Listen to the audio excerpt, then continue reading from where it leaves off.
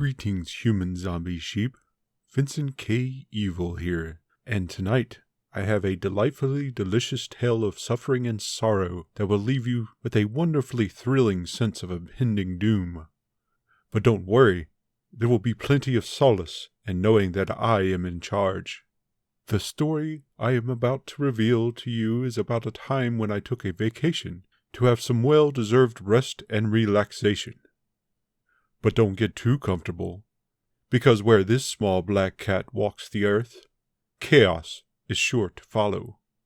By now I'm sure your feeble minds are wandering and waning, so I better get on with the show. So prepare yourselves for a delve into another memory of the well-lived life of yours truly. I call this one Scaredy Cat.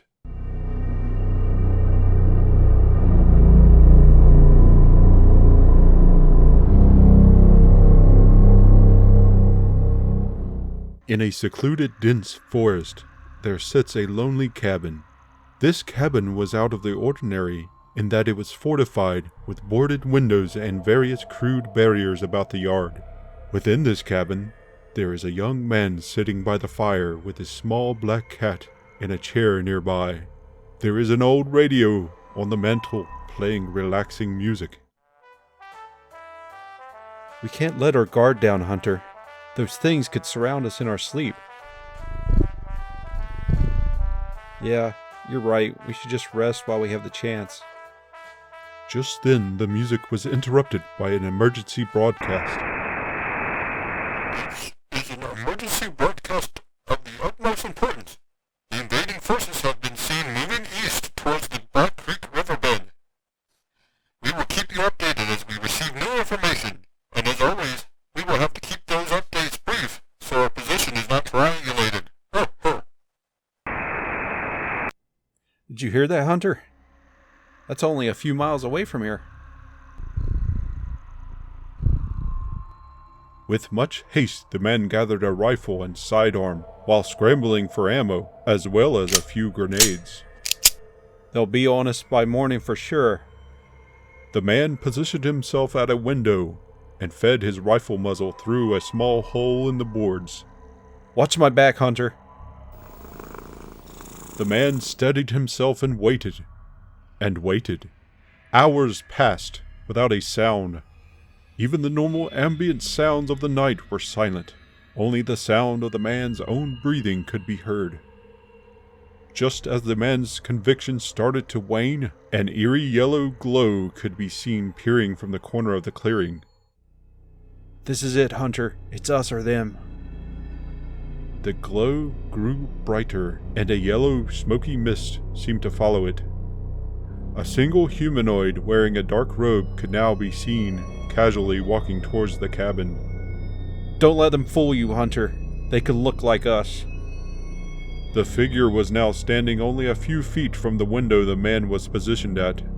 The glow and mist were now intense and overwhelming. Leave us alone. Know what you are. Do you now? Your kind calls us invaders and hunts us, but it is you who are the trespasser. We are ancient. We lived on this planet long before your kind showed up. We only wish to reclaim what is ours. Liar. This is our planet. Leave us alone and go back where you came from. If you will not give us back what is ours, we will take it. The robes fell to the ground and revealed a scarred and grotesque man. His skin began to pulse and bulge. His form became a mass of tentacles and eyes with a huge maw of teeth. Die! The man fired several shots, hitting the shapeless creature in its center mass. The creature screamed a horrible scream and spread into a form twice as large as before. Tentacles shot towards the cabin and threatened to rip it apart. Burn in hell! The man pulled the pin on a grenade and tossed it through a slot in the window. The grenade flew true and landed in the creature's mouth. The thing exploded with a yellow mist, followed by the sickening sound of flesh raining to the earth.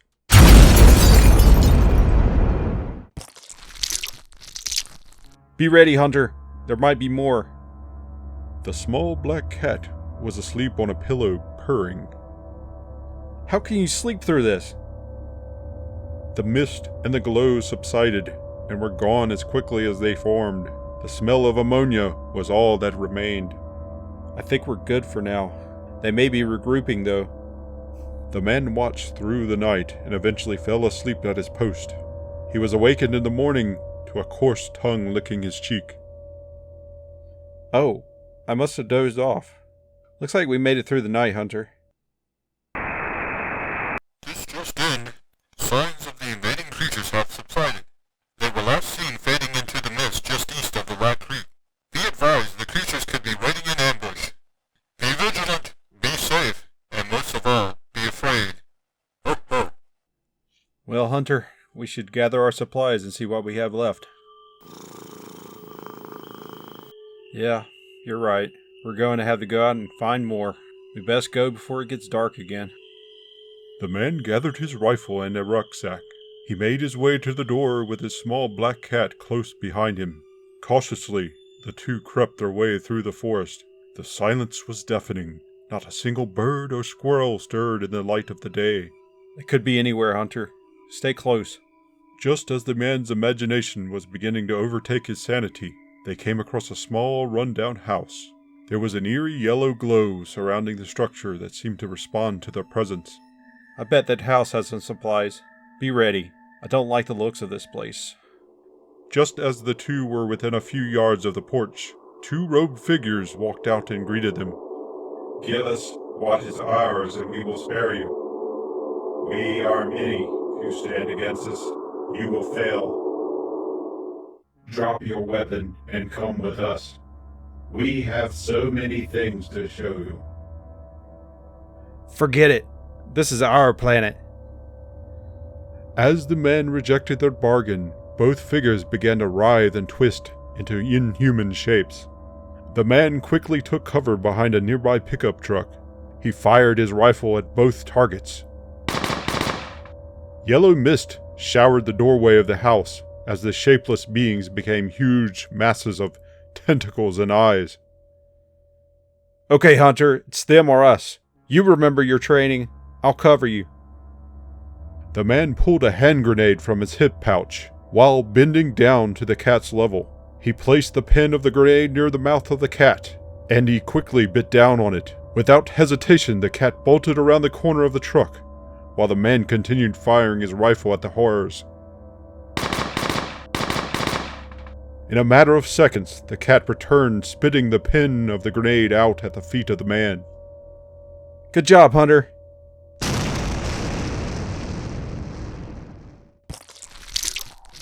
A great explosion followed the return of the cat. Flesh rained to the earth, splattering the man and the house. The yellow glow subsided, and a foul ammonia smell filled the air. We can't waste any more daylight. We need to search this house. The two searched the house, much to the surprise of the man. The house was well stocked with canned goods, ammo, and even Hunter's favorite cat food. The man filled his bag with as much as he could carry. Time to get out of here. We need to hunker down for the night. The two cautiously made their way back to the cabin without incident, and quickly fortified the doors and windows. I don't know what difference just the two of us can make, Hunter. What if we're the only ones left? What if it's all in vain? Yeah, you're right. I can't lose hope now. At least I still have you. The man took the time to pet the cat and give him some of the newly found food. This is an emergency broadcast of the utmost importance. The invaders have been seen moving west of Black Creek, heading south. If you are in this area, give up. This planet is ours. Oh, oh.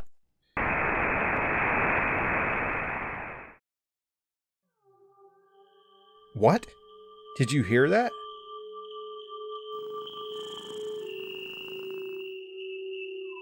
Seems we are all that's left.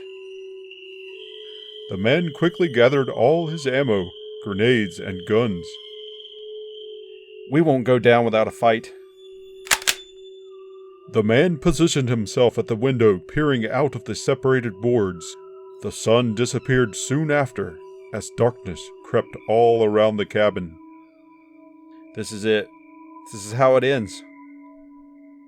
Shortly after dusk, a yellow glow began to creep from the edge of the forest. A yellow fog rolled in as the glow intensified. A single-robed figure walked toward the cabin. As he walked, the glow strobed in a consistent pattern and seemed to circle the area like a lighthouse lantern. Give up. This is your last chance. You are surrounded. Never.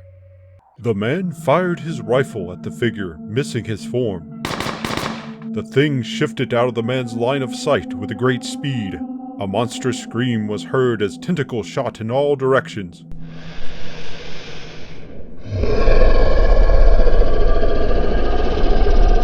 Hunter, grab the grenades! A look of shock washed over the man's face as he looked to see his cat asleep on the vital bag of grenades. Hunter! The man fired his rifle, severing a few of the tentacles in two, but he could not get a clear shot to the center mass. Just as the man was about to get up, the front door burst open, and tentacles shot inside, flooding the dwelling. Die! The man was quickly overwhelmed by writhing tentacles and sharp serrated teeth. The life was leaving the man and his vision was fading. His vision dimmed but suddenly was clear. Much to his dismay, the creature was no longer there, but what he saw standing in the doorway was far scarier than any cosmic horror. He saw the pulsing of red and blue lights, and a tall, uniformed policeman firing a pistol at him. This just in. The Black Creek killer has been found and killed by local police. Known victims were a local mailman and a neighboring couple. The officer who shot the killer suffered minor wounds. We will keep you informed as new information is released. This is Bob Lamont with VKE News. Ho ho. There you have it, folks. A tale of altered states brought on by stress and poor manners. Maybe if he had served his cat master better, he would not have suffered such a fate. Let this be a cautionary tale. The will of a master should always be fulfilled, especially if that master is a small black cat.